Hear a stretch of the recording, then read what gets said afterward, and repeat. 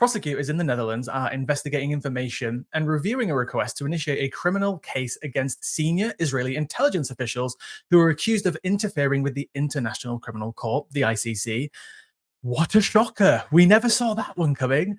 The request was submitted last week by a group of 20 people who are mostly Palestinians, and they're urging the Dutch prosecution service to investigate claims that Israel sought to obstruct the ICC's inquiries into alleged crimes in the occupied Palestinian territories.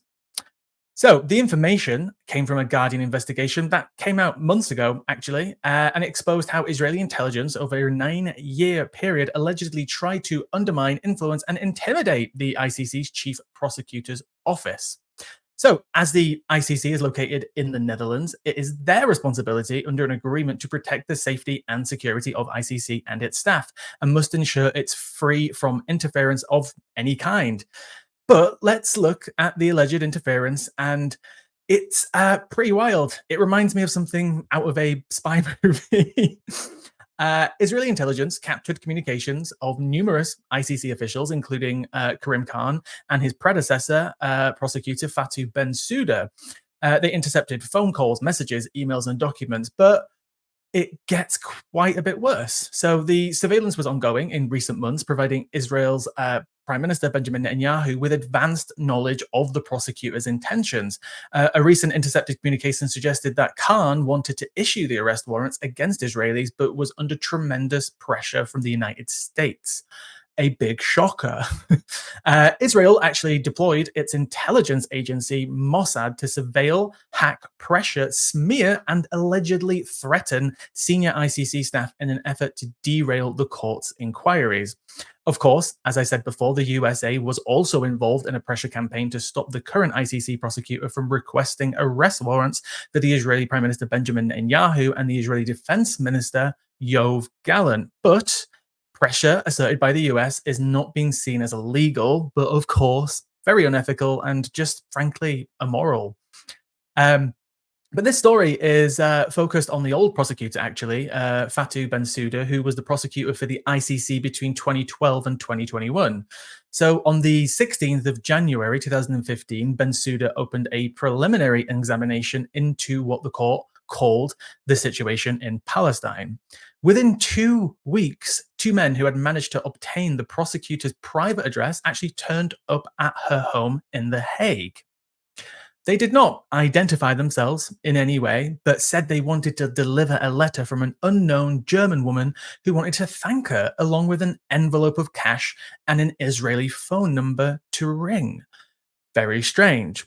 It was also reported that Yossi Cohen, the former head of Mossad, and just to remind everybody, Mossad is like the, CIA of Israel. They secretly met with the prosecutor, in which he tried to pressure her into abandoning the investigations of war crimes and crimes against humanity that Israel has perpetrated against the Palestinians. His actions were actually authorized at the highest level on the basis that the ICC posed a threat to Israel and its security. Their mission was to either compromise her or enlist her to cooperate. Bensouda did report all of this to ICC officials. But there were multiple interactions with Cohen and Bensouda between them. He would just simply turn up out of nowhere. On one occasion, he reportedly said to her, "You should help us and let us take care of you. You don't want to be getting into things that could compromise your security or that of your family." At one time, he just turned up at her hotel room as well. They spied on her and her family and tried to use recordings to discredit and further threatened her. He even turned up, as I said before, at her hotel room in New York. And at one point, he contacted her on her phone. And when she said, "How did you get my number?" he gave a very creepy reply, to which he said, "Did you forget what I do for a living?" A source said that Cohen had raised questions about her security, her family's security, in a way that led her to believe that he was threatening her. And on another occasion, Cohen apparently showed Bensouda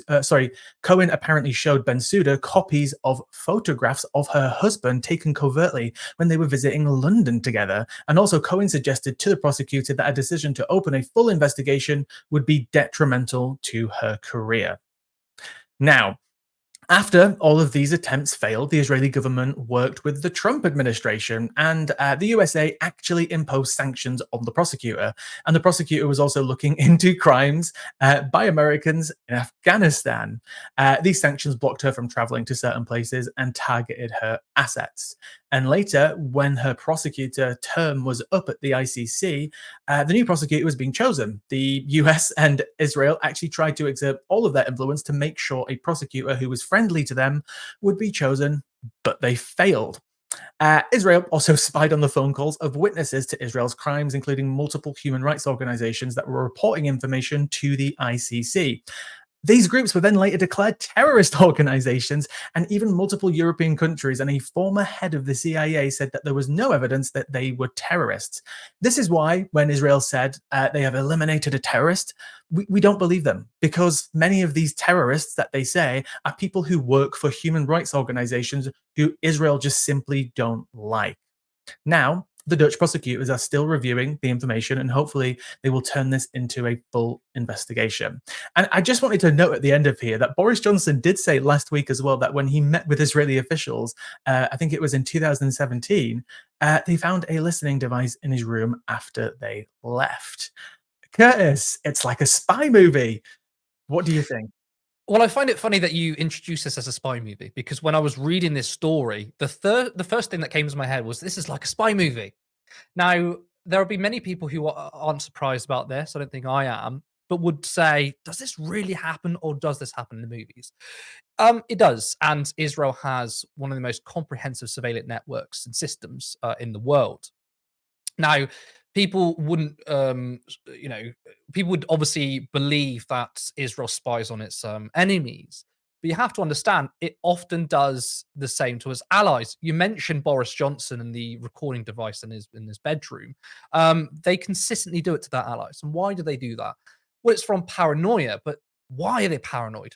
That's what happens when you run a fascist apartheid state. You become paranoid.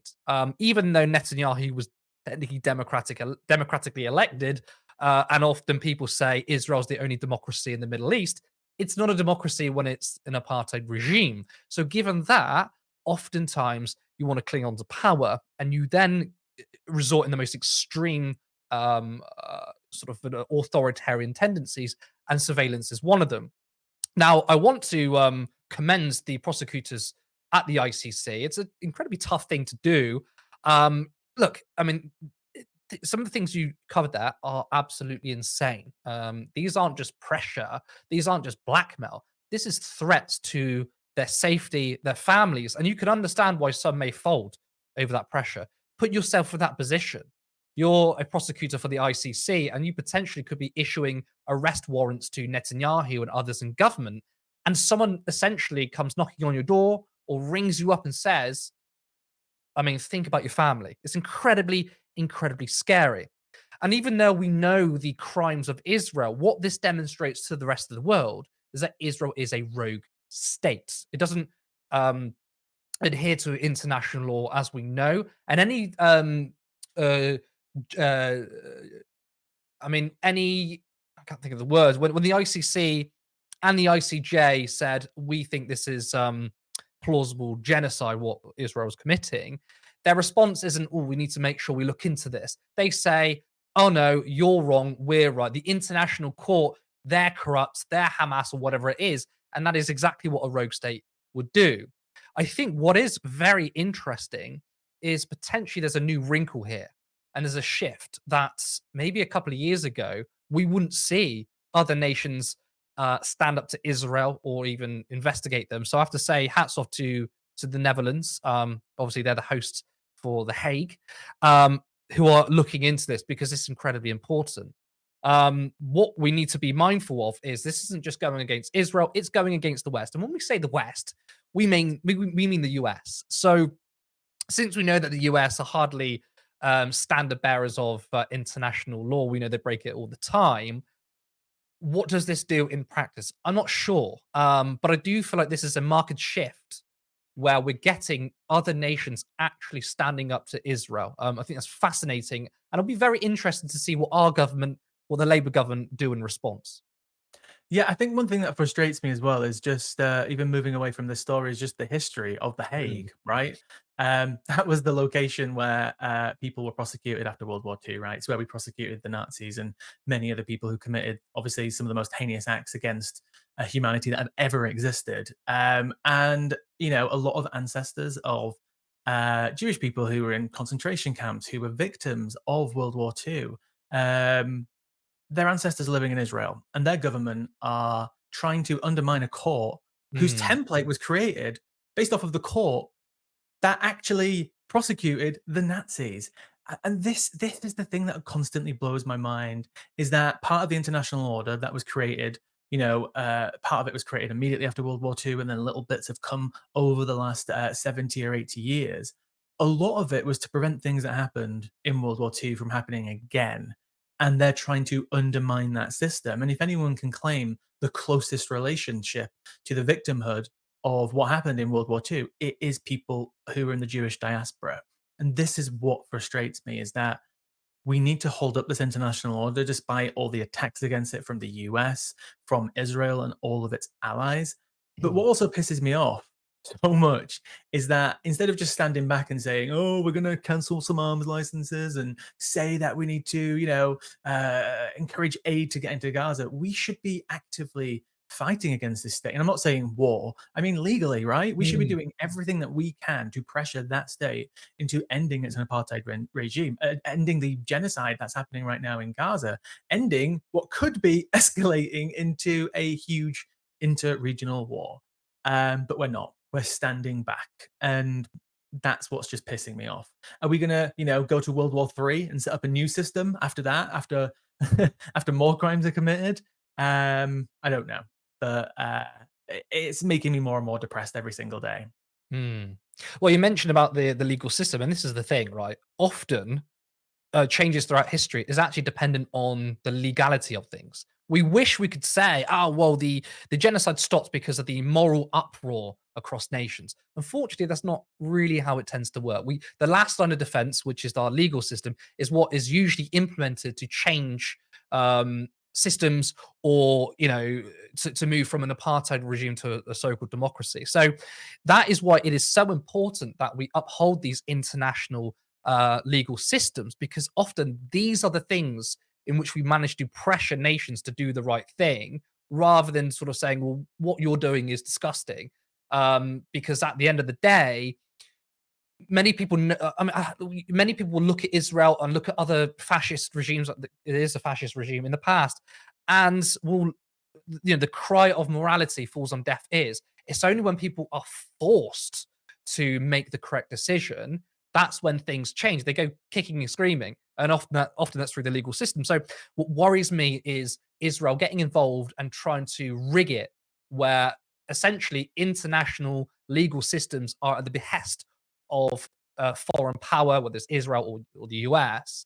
And often that means we won't get the change we need, because those legal systems are the pressure in of itself. So it is Mm. really worrying. But again, I think it is a new wrinkle that the Netherlands are getting involved, and other nations are getting involved, because I mean, some of the things you brought up is absolutely astonishing.